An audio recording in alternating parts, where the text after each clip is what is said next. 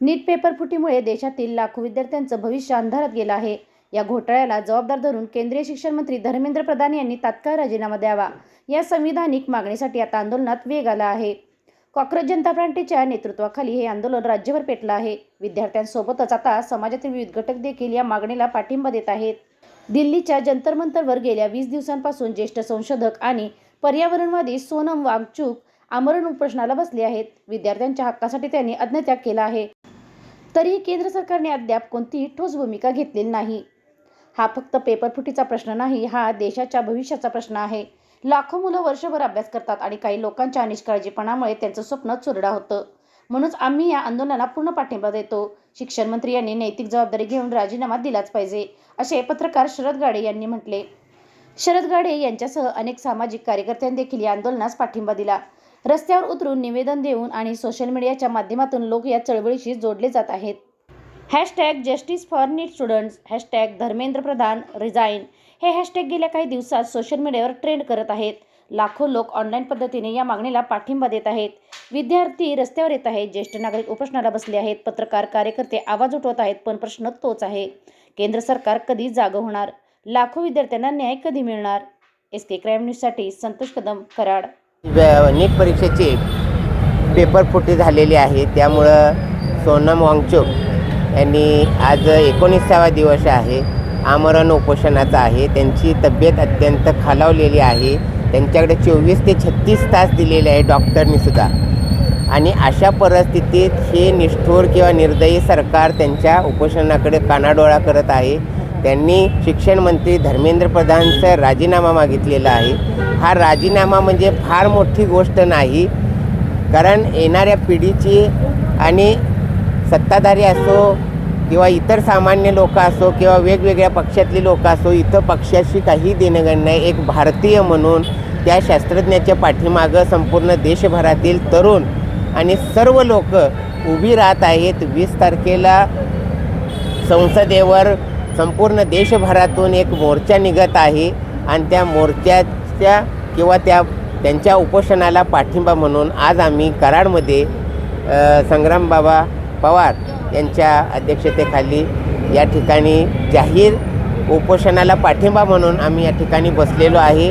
आणि एक शास्त्रज्ञ, ज्या शास्त्रज्ञाला 2018मध्ये मेगासेसे पुरस्कार मिळालेला आहे, पर्यावरणवादी आहेत, ते अनेक शोध लावलेले आहेत, त्यांच्या नावावर अनेक पेटंट आहेत। अशा व्यक्तीला सुद्धा हे जर सरकार दाद देत नसेल तर हे सरकारला म्हणायचं तरी काय?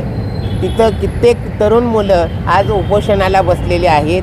17-18 लोक त्यांच्यासोबत आहेत, ज्यांचं आज उमेदीचं वय आहे, ते आज उपोषणाला बसलेले आहेत। अशा वेळेला ह्या सरकारनं झटपट किंवा त्वरित निर्णय घ्यायला पाहिजे, आणि हे धर्मेंद्र प्रधानांचा राजीनामा देऊन हे उपोषण थांबवलं पाहिजे, तरच सोनम वांगचुक यांचा जीव वाचणार आहे, असं या ठिकाणी आम्हाला वाटतंय।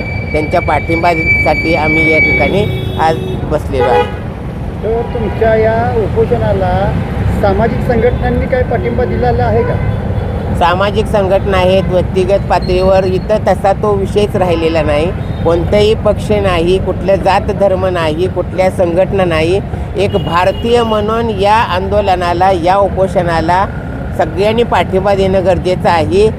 ते सोनम वांगचुक कुठल्या जाती धर्माचे, कुठल्या वेगवेगळ्या म्हणजे संघटनेशी संबंधित नाहीत, ते एक शास्त्रज्ञ आहेत, एक शिक्षण तज्ज्ञ आहेत, म्हणून ह्या गोष्टीकडे पाहिलं पाहिजे।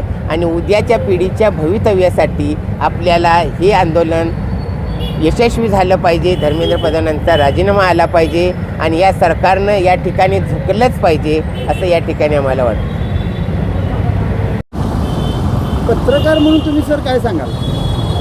पत्रकार म्हणून या उपोषणाच्या संदर्भात मला अत्यंत खेद वाटतोय, कारण जे मेनस्ट्रीम मीडिया ज्याला आपण म्हणतो, मोठमोठे नॅशनल चॅनेल म्हणतो, या चॅनेलवरती कुठेही या उपोषणाची छोटीशी बातमीसुद्धा नाही।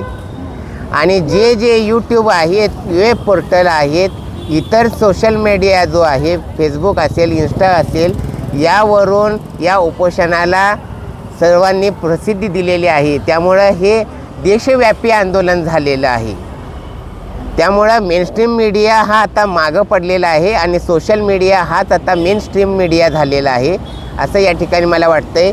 आणि जो ज्याला आपण गोदी मीडिया म्हणतो, या गोदी मीडियाला आता लाज वाटायला पाहिजे, खेद वाटायला पाहिजे की एवढं मोठं देशामध्ये आंदोलन घडतं आहे आणि त्याची आपण छोटीशी बातमीसुद्धा देत नाही, आंदोलनाची दखल घेत नाही. अशा मीडियाला काय करायचं? म्हणून आज आपण जंतर मंतरवरती पाहिलं तर जो गोदी मीडियाचा आलेला आहे त्या गोदी मीडिया म्हणून त्यांना तिथून हाकलून लावलेलं आहे या आंदोलकांनी आणि त्यांना त्यांची जागा दाखवून दिलेली आहे.